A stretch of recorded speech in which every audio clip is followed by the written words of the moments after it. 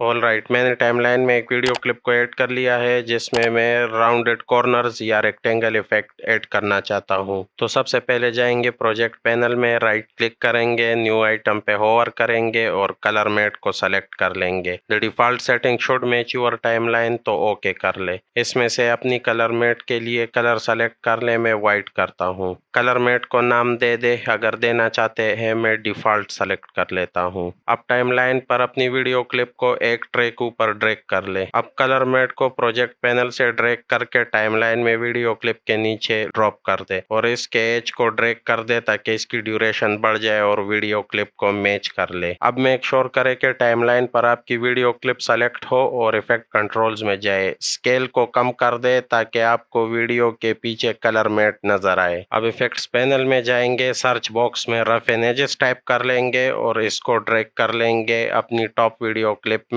Timeline के अंदर। अब इफेक्ट कंट्रोल में आपको रफ इमेजेस की सेटिंग्स नजर आएगी। तो सबसे पहले इस ड्रॉप डाउन को क्लिक कर ले और एच टाइप को कट पर सेट कर ले। अब बॉर्डर को इंक्रीज कर दे 500 तक। इसके नीचे एज शार्पनेस को 10 पर सेट कर ले और फाइनली फ्रैक्टल इन्फ्लुएंस को लेफ्ट साइड पर ड्रैग करके 0 कर दे ताकि एजेस राउंड हो जाए। That's it for this tutorial. As always, thanks for watching, see you next time.